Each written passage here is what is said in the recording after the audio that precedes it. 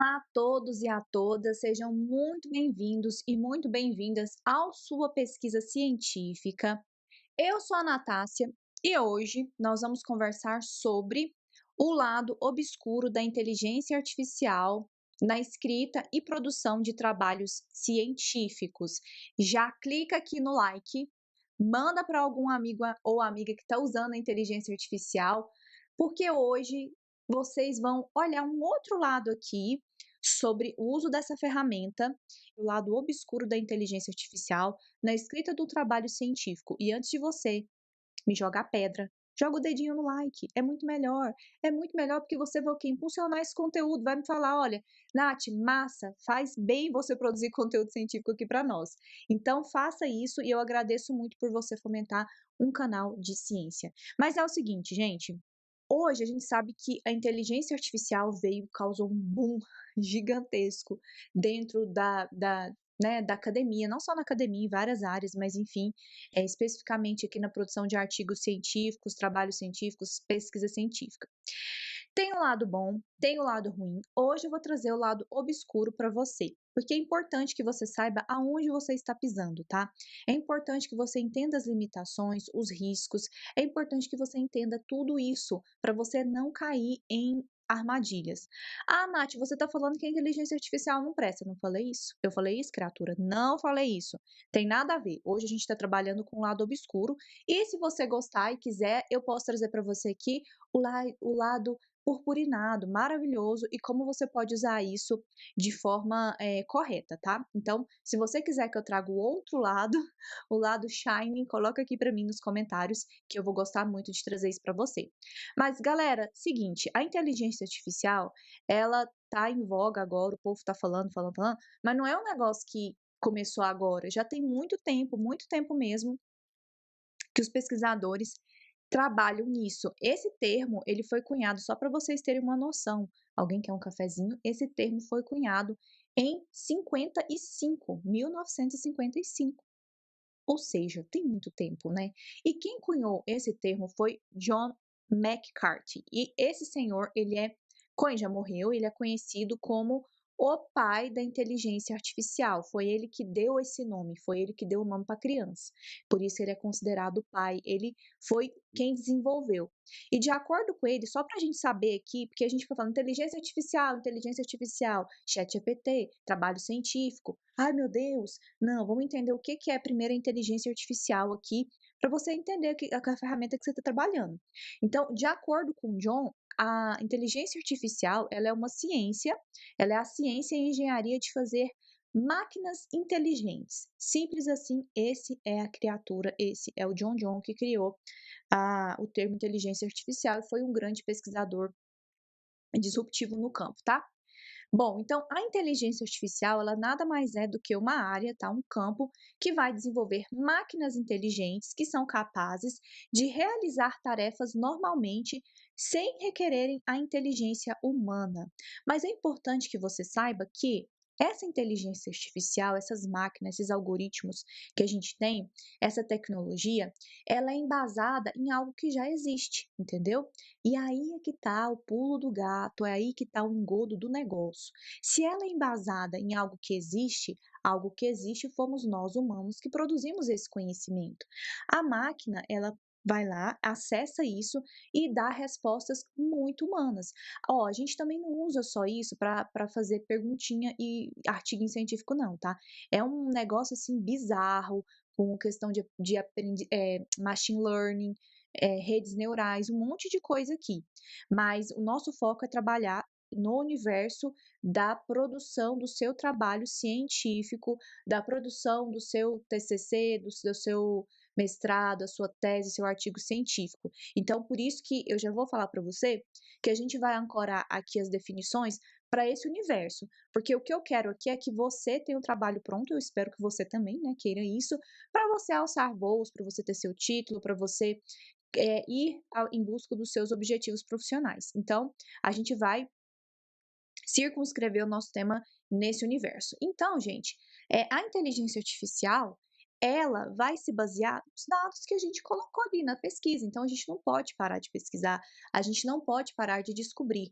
Agora, eu tenho que falar para você que nós estamos em 2023, coisas mudam, estamos em maio de 2023. Pode ser que daqui um dia, o que eu tô falando para você já é Elvis, porque o negócio é muito rápido, tá? Então, tem aí o seguinte, que as coisas mudam muito rapidamente e talvez o lado obscuro que eu estou trazendo aqui para você, não necessariamente será um lado obscuro amanhã, porque os pesquisadores e a comunidade científica têm trabalhado, inclusive, em formas de regulamentar o uso dessa inteligência artificial, tá bom? Mas é importante, então, que você já saiba que se ela se baseia em informações geradas por seres humanos, como eu e você, né, de carne e osso e cera no ouvido, isso significa que pode ser que ela pegue dados equivocados e responda de maneira equivocada. E também que ela viole direitos autorais e que também ela faça confusão. Olha, a Nature e várias outras revistas de alto impacto, Nature, Science, começaram a produzir várias coisas sobre a inteligência artificial. A gente tem uma forma de inteligência artificial que foi o burburinho todo, né, que é o Chat GPT. E, e aqui esse artigo é bem interessante, eu vou deixar depois para vocês a descrição dele aqui embaixo, mas ele conta aqui pra gente o que o Chat GPT pode significar para a ciência, né, que os pesquisadores eles estão bem empolgados mesmo, mas também apreensivos quanto aos últimos avanços dessa tecnologia. E eles colocaram essa imagem aqui que eu achei super, gente, super interessante, porque é como se tivesse saído um gênio da lâmpada, né, que é o computador, e ao mesmo tempo que esse gênio é uma coisa assim extraordinária, ele acua a gente, né? Ele cresce, ele fica grande e a gente não sabe necessariamente o que fazer. Olha só como que tá o pesquisador, né? O pesquisador ele está sentado numa cadeira com um computador à frente, onde ele está fazendo o trabalho dele, e aí sai desse computador a inteligência, né? A representação da inteligência artificial ali, e como ela entra e olha dentro dos nossos olhos, a gente fica perdido, né? Mas a gente não tem só o chat GPT, tá? Como inteligência artificial aplicada aí na área da academia, na escrita dos trabalhos. A gente tem o Bard, que ele é uma inteligência artificial do Google, mas hoje, no momento que eu estou conversando com você, como você pode observar aqui, ó, eu printei para vocês a tela, ele não está ainda disponível para nós aqui no Brasil. Então, talvez se você estiver fora do Brasil, você já consiga explorar isso daí e contar pra gente aqui. Eu sei que tem um pessoal de Portugal, de Moçambique, da Angola, da Espanha que acompanha aqui a sua pesquisa científica. Se vocês tiverem o Bard aí, conta aqui embaixo para mim, que eu quero saber como que funciona a ferramenta. O ChatGPT é o mais conhecido, né, que a gente escuta demais, um monte de gente fez postagem, foi aquele burburinho, saiu na Science, saiu na Nature, saiu num monte de revista, eh, e o ChatGPT, ele é uma plataforma que você consegue então dialogar ali. A gente tem o ChatGPT gratuito e o ChatGPT 4, que esse é pago, tá bom? Mas ó, ele já fala o seguinte, é importante você, a gente está conversando aqui sobre os alertas, né? O que que ele fala? Ao perguntar questões, né, é possível que você pergunte questões, mas admita que tem erros, desafios e premissas incorretas, entendeu? Então, como eu falei para você, pode ser que você acesse e como a informação é produzida por humanos, o que ele vai fazer é com input de dados humanos, né? Não é que ele vai do puff do além criar um negócio ali, não. Ele consegue fazer essas conexões com dados já existentes. Outra coisa, gente, outro site de acesso, né, outra plataforma com inteligência artificial disponível para nós, é o Bing. E isso foi uma revolução gigantesca, e eu já testei o Bing, eu confesso que eu não gostei muito, mas eles estão melhorando a tecnologia, mas é bem interessante mesmo, tá. Tem outras plataformas, né, de inteligência artificial, como o Midjourney, para você gerar as imagens, mas aqui eu estou focada na escrita. Agora, eu estou falando para você que tem que tomar cuidado, a gente já vai elencar os pontos, né, e o que que você, né, o que que você tem que tomar cuidado, qual que é o, vamos dizer assim, aonde você pode cair, né? Mas Como que ela pode te ajudar? Porque eu expliquei para você que pode ter alguns probleminhas aí, mas agora é importante que você entenda que ela também pode te ajudar. Eu vou pincelar isso aqui é tema até para uma próxima conversa, como eu falei, se vocês quiserem a gente pode falar a respeito, é só você deixar aqui para mim nos comentários. Mas como que a inteligência artificial pode ajudar a gente no trabalho científico? Gente, olha só, ela pode te ajudar, por exemplo, a sumarizar as informações de um determinado artigo científico, ela pode te ajudar. O negócio é que você tem que ter um know-how, você precisa estudar, porque eu fiz vários testes com o ChatGPT, porque eu tenho interesse em oferecer isso para os nossos estudantes. Mas assim, o que que acontece? Algumas vezes ele faz a sumarização errada. Aí como que você sabe, Nath? Porque eu coloquei artigos da minha área de pesquisa. Então, eu li muito, mas eu li muito. Inclusive, graças à cienciometria, eu tenho um know-how muito, muito forte dentro da minha área de pesquisa, principalmente teórico, no sentido assim do que os outros pesquisadores fizeram, porque eu já fiz cienciometria disso. Então, eu olhei cada artigo científico, e aí, quando eu pedi para sumarizar, alguns ele acertou, alguns ele não acertou. Mas se você tiver, lido o artigo, você vai sacar se ele está falando abobrinha ou não. Isso ajuda muito a gente. Ele pode comparar os dados para você, você pode pedir para ele fazer isso. Outra coisa que é interessante para quem trabalha com análises no R, no Python, você pode pedir para ele gerar código para você. Eh Você pode pedir para ele corrigir o seu código também, ele faz tudo isso. Só que algumas vezes ele gera scripts errados, ele gera também códigos errados. Por exemplo, esse essa plataforma do ChatGPT que eu usei não é a paga, então ela não está atualizada. E aí eu pedi para ele gerar um script para mim, cienciométrico inclusive, ele gerou. Só que ele colocou uma função que hoje a gente já não usa dentro dos scripts de cienciometria, e aí não deu para rodar a análise. Inclusive tinha coisa errada dentro do script que não rodava e travava de jeito nenhum. Então eu tô falando aqui como ele pode ajudar, mas eu já tô trazendo contraponto para você ficar ligado e não achar que é só: "Meu Deus, a minha vida está salva, agora vai ficar tudo maravilhoso". Não é bem assim, tá. Mas dentro desse artigo da Nature que eu trouxe para vocês, né, sobre como, o ChatGPT impactou a questão da ciência, né, da produção científica, nesse artigo da Nature, eles trazem os pesquisadores que fizeram uma coisa muito interessante, gente. Olha, eles são 2 pesquisadores que eles pegaram e escreveram um artigo científico, tá. Aí eles pegaram o ChatGPT 3, que é esse que é gratuito, hoje o ChatGPT 4 é o pago. Eles pegaram esse trecho e o artigo foi colocando trechos dentro do ChatGPT e foi colocando para eles uma estrutura para o ChatGPT. Então, olha só, esse aqui é o print do que eles fizeram lá. Eles colocam lá uma estrutura prévia. Revise o parágrafo seguinte para a introdução de um artigo acadêmico, de um paper acadêmico com o título tal, tal, tal. Aí ele pegou e colocou o parágrafo que ele queria. E a tecnologia foi, revisou para ele e escreveu assim, muito melhor, sem erros de inglês, com uma estrutura que era um pouco mais compreensível, né? Ele até colocou: olha, eu quero que você minimize o jargão, olhe se tem erro gramatical, corrija os erros gramaticais, faça a estrutura com uma frase clara e objetiva. E aí o ChatGPT pegou o texto que eles fizeram e reformulou. E aí eles publicaram um artigo e falaram que eles utilizaram a inteligência artificial e tudo mais para revisar isso daqui e ficou incrível o texto deles. Bom, o que que acontece quanto a esse uso, né? A gente pode ou não pode usar trabalhos feitos com o ChatGPT, como esse caso aí que o autor revisou. Tem algumas revistas, como por exemplo do grupo Nature, que eles permitem com que você utilize, mas que você seja transparente, nisso. Então você tem que colocar no seu método que você utilizou o chat para corrigir, né. A gente tem muita questão ética aí, né, gente. Você não vai pegar e falar: "Escreve aí para mim o trabalho". Não faça isso que daqui a pouquinho eu vou te mostrar um perigo de você fazer isso, além de ser muito errado, mas eu sei que só falar que é errado não funciona para muita gente.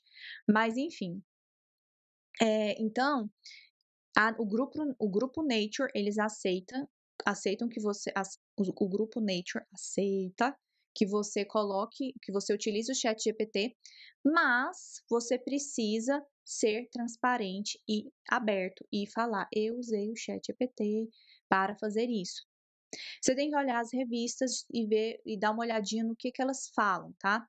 Por outro lado, a Science não, não, não, não, não, a Science, o grupo Science não permite, não aceita qualquer texto gerado por ChatGPT ou por qualquer ferramenta de inteligência artificial, seja para corrigir, seja para fazer qualquer coisa, eles não aceitam, tá.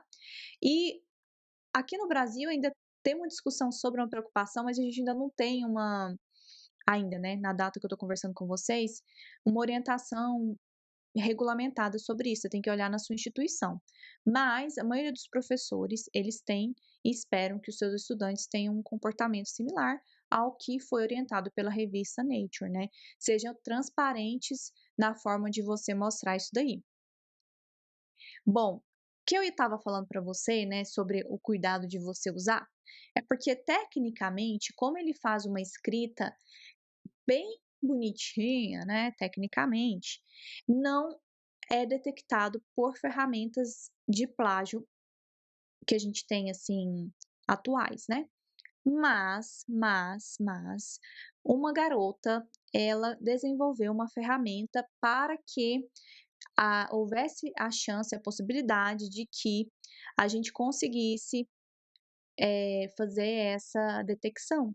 Então tome cuidado, porque já tem aí softwares sendo desenvolvidos, ou em adaptação, né, em melhorias para que consigam detectar a presença de cópia, plágio, quando você utiliza o ChatGPT.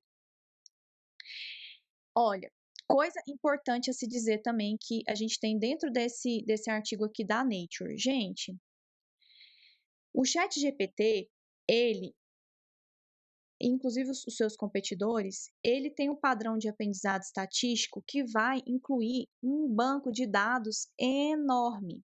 E qual que é o problema disso, né? Que a gente está conversando aqui sobre o lado obscuro. O problema disso, gente, é que isso inclui inverdades, não é a Nath que está falando, viés, tá? E conhecimento que está ultrapassado. Ah, então atualmente você tem que tomar cuidado com isso. Pode ser que você vá lá e você pegue um documento que está com erro, que está com inverdades e que está com um conhecimento defasado, tá bom?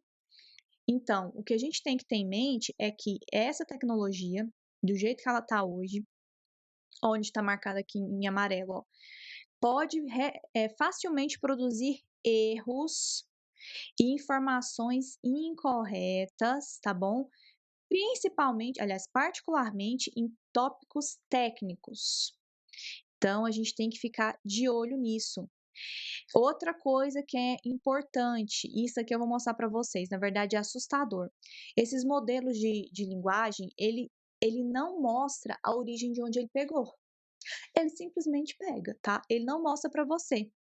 Então, se você pedir para ele escrever um artigo acadêmico para você, pode ser que ele gere um artigo com um dado fantasioso, ficcional, entendeu? Inclusive com referências que não existem. Eu vou mostrar para vocês que loucura. Eu fiz um teste, eu vou mostrar para vocês que isso aqui é muito real. Então, a gente de fato tem que ficar muito esperto para verificar e entender que nem sempre você vai ter informações que são confiáveis ali dentro. Eu vou ser bem honesta para você, ele ajudou muito nos testes que eu fiz a reescrever um documento de uma forma interessante, a revisar o inglês, mas no que tange a encontrar referências, a montar script, ainda ficou bastante a desejar, tá? Porque, então, a inteligência artificial neste momento não vai ser a solução para tudo. Não é você abrir o chat GPT ou o Bing, né, e colocar lá as perguntas e mandar escrever um trabalho, até porque você tem que sustentar a sua defesa. Você tem que defender o seu trabalho. Se você não sabe o que você fez, eu quero ver como você vai passar. Então, a inteligência artificial ela não será a solução para tudo. Mas vamos dar um zoom agora nesses pormenores e aí eu vou mostrar para você então como a inteligência artificial tem um lado obscuro quanto à produção de artigos científicos ou sendo seu secretário para você fazer isso. Presta atenção aqui que eu peguei algumas partes de modelinhos mesmo, que eu fiz teste, e a gente vai estudar cada um deles para você avaliar e para que você tenha o conhecimento necessário para você também conseguir fazer o discernimento quando você for utilizar esse tipo de ferramenta. Então, eu comecei aqui com um pedido para o ChatGPT. Eu pedi para que ele listasse para mim algumas citações feitas pela Minerva McGonagall, que é a professora da saga Harry Potter. E aí eu queria que ele fizesse para mim essa listagem e que essas frases servissem de algum paralelo motivacional para quem está fazendo um trabalho científico. E eu falei que eu ia usar essas frases como postagem do Instagram. Gente, eu vou falar um negócio pra vocês, eu sou fanática em Harry Potter. Então, ele não ia me dar um baile. Eu pedi isso justamente porque eu já escutei em audiobook, já li os livros 1 milhão de vezes. Então, eu sei exatamente o que que é a frase de cada um. E aí, ele me respondeu: Olha, com certeza, aqui estão algumas citações da Minerva, que podem ser usadas como inspiração motivacional. Gente, nenhuma dessas frases é inspiração ou é frase da Minerva. Nenhuma delas. Nenhuma, nenhuma, nenhuma, nenhuma. Eu falei: "Não é possível um negócio desse". Pensa se eu não soubesse, né, agora transporta isso aí para o seu trabalho. Mas aí eu confrontei ele, eu falei: "Olha, é o seguinte, essas frases aí não são da Minerva McGonagall, você tá muito enganado, você pulou o cordão de ré". Aí ele falou: "Olha, você tem razão, eu peço desculpas pela confusão. Aqui estão algumas citações da personagem Minerva McGonagall da saga Harry Potter".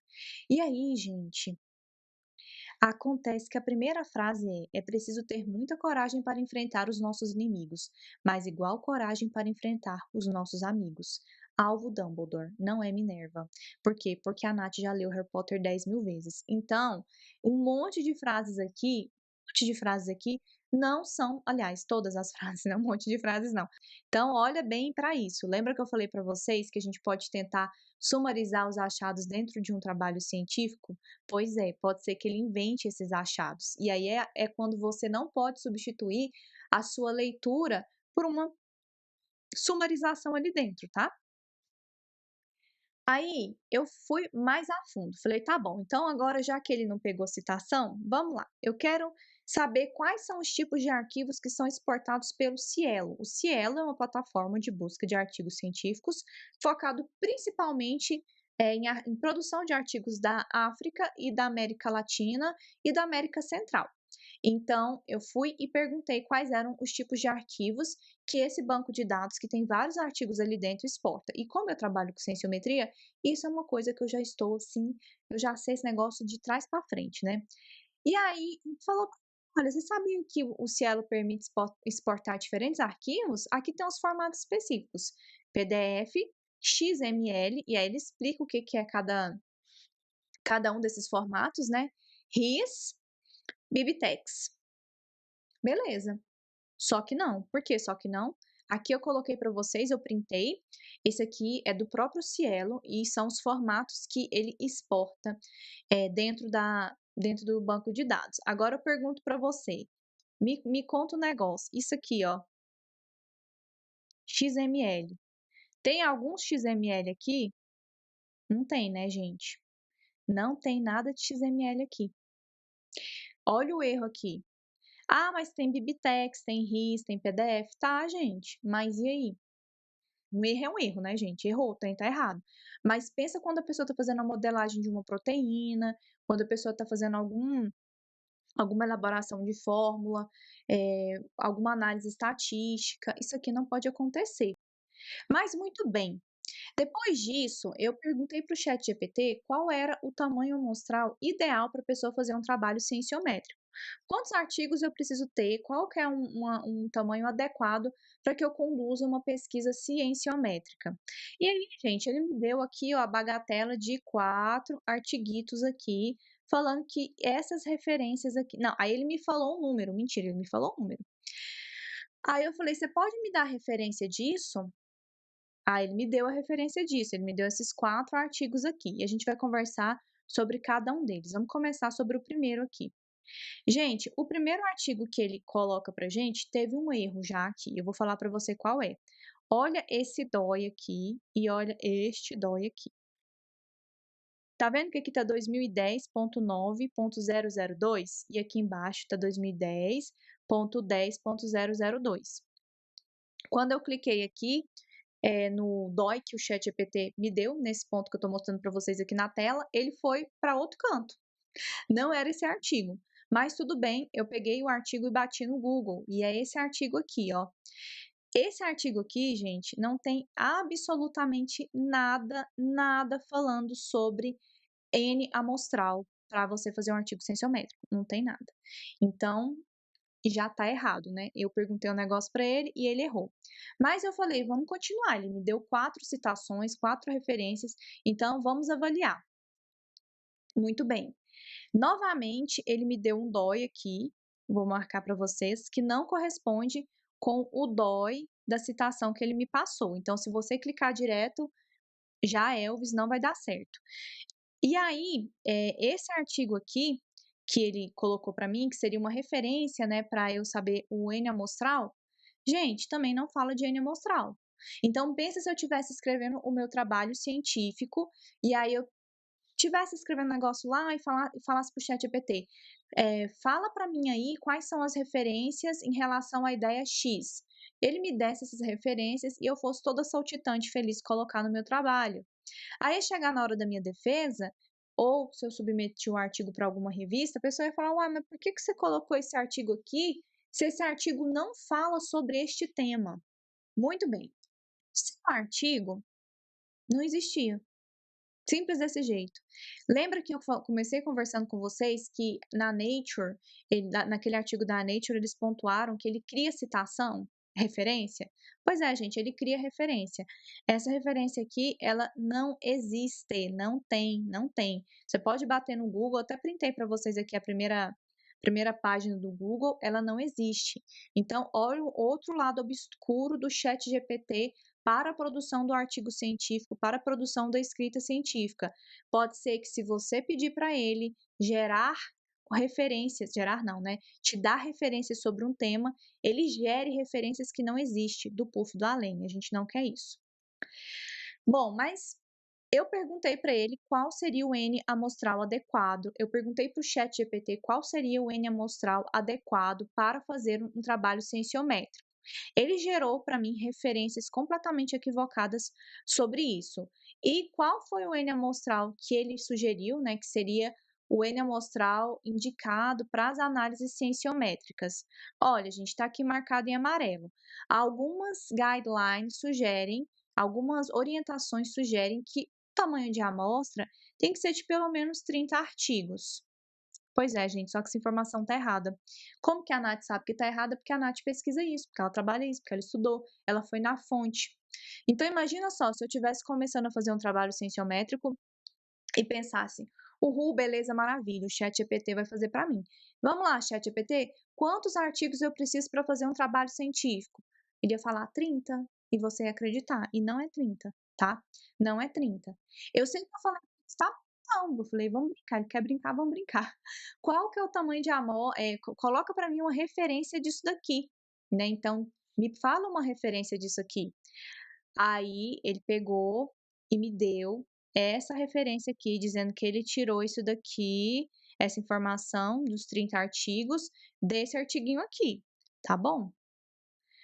Quando a gente olha o artigo, que é esse daqui, né, abordagens para análises qualitativas, gente, não fala absolutamente nada de N amostral para cienciometria. Absolutamente nada, tá? O artigo que fala sobre isso é de outro autor que ele sequer citou, e olha o título do artigo: Sample Size. Então, tamanho da amostra em análises bibliométricas, tamanho da amostra. E aqui ele coloca pra gente, né, dentro do artigo, que assim, gente, isso é mais complexo, eu tô só passando aqui, passando rapidinho, uma pincelada, porque o objetivo aqui é que vocês entendam as limitações do chat GPT, tá? Mas é um mínimo de 50 artigos, 100 pode ser massa e assim por diante. Então, errou novamente, ou seja, isso aqui, essa informação de que uma amostra de 30 artigos é suficiente para você produzir o seu artigo científico é balela, tá? Não é assim, não funciona, é mentira. Então, o que que eu tenho que falar para você? Não confie cegamente na inteligência artificial. Tem pontos positivos? Gente, claro que tem pontos positivos. Tem muitos pontos positivos, tem muitos pontos negativos. O negócio é que, como qualquer ferramenta, você precisa saber utilizar. Não adianta você ir fazendo um negócio cegamente, sem saber o que você está fazendo. Eu podia vir aqui e falar para você: "Não use a inteligência artificial, porque não é ético". Não, não é ético em vários aspectos, mas assim, não use por conta disso. Não, eu mostrei para você por que que você tem que ter cuidado e eu não falei para você não usar. Eu falei para você tomar cuidado com a ferramenta, que tem um lado obscuro, que você precisa ter consciência desse lado obscuro, que é você ter informações erradas.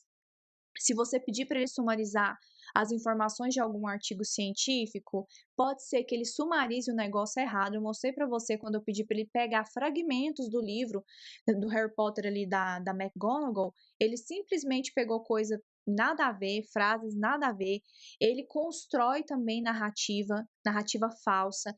Ele se baseia em dados, em inputs humanos. Então, a gente sabe que tem muita coisa ruim por aí sendo produzida. Então, ele não vai fazer juízo de valor. Você perguntou um negócio, ele vai te dar a resposta. Ele, às vezes, gera referências, inventa, cria referências que não existem. Pior, ele. Não, pior não, isso é horrível, né? Mas ele também te dá referências sobre temas que não são relacionados ao tema que você perguntou. Ele também te dá informações que não são consistentes. Ele te dá informações que são defasadas. Ah, Natália, você tá falando só coisa ruim. Não, eu tô falando para você o lado ruim da realidade. Tem um lado bom, tem um lado bom. Se você quiser, eu já falei. Fala para mim aqui embaixo que a gente faz uma aula sobre isso.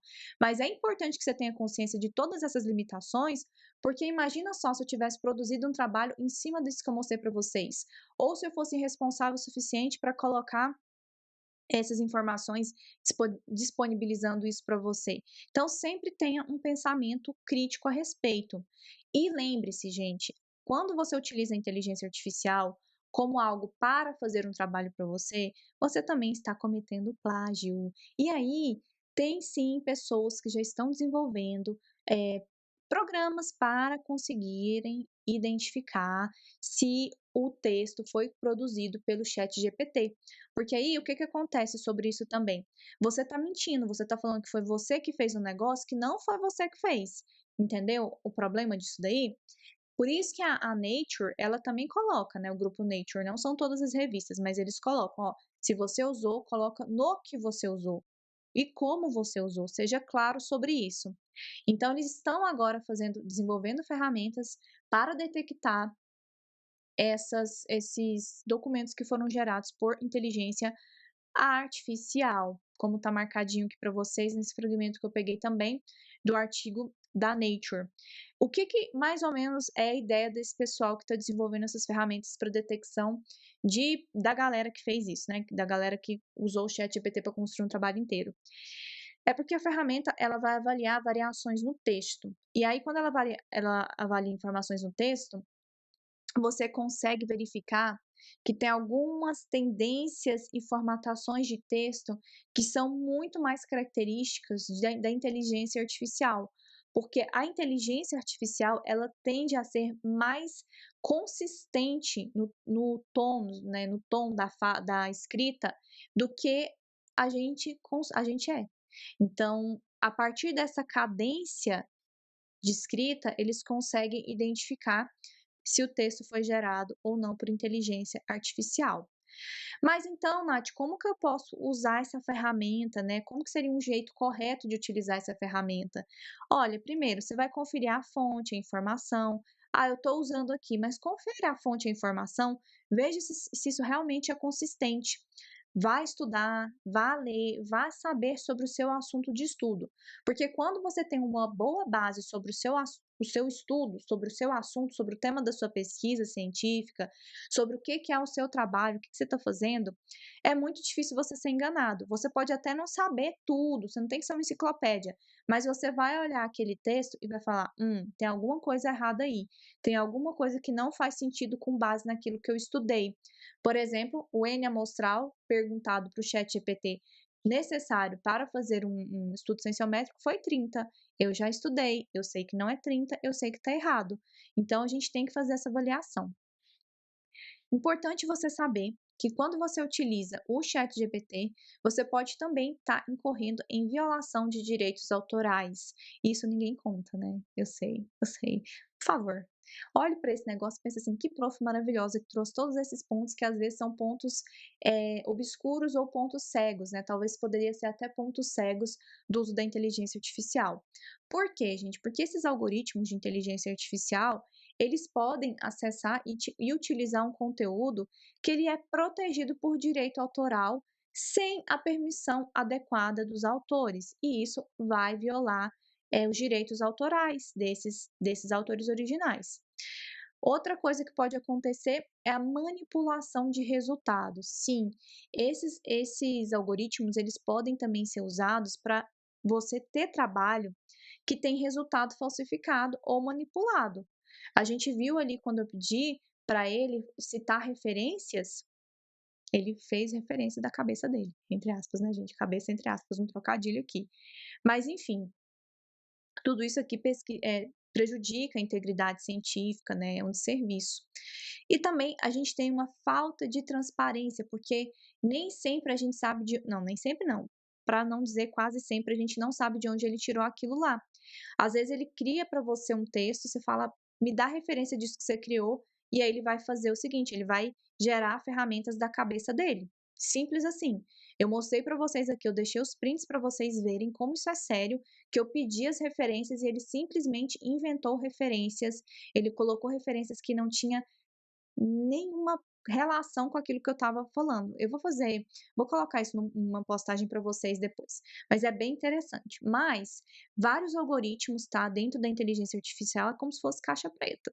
Quer dizer que é bem difícil você entender como que o algoritmo chegou àquela conclusão ou àquela estrutura textual, tá bom? O que dificulta bastante avaliar, né, como que foi gerado esse tipo de dado.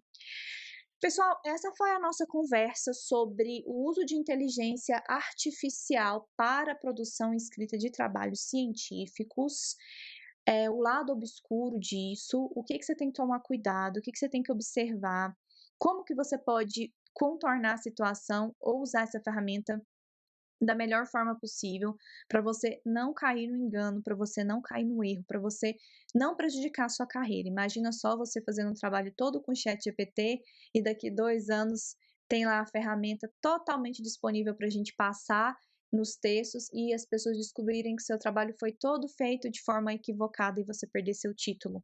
Pode ser que você esteja nessa situação ou faça isso sem saber, sem ter consciência. Então, agora você sabe. Agora você tem consciência e você sabe que não pode ser utilizado dessa forma.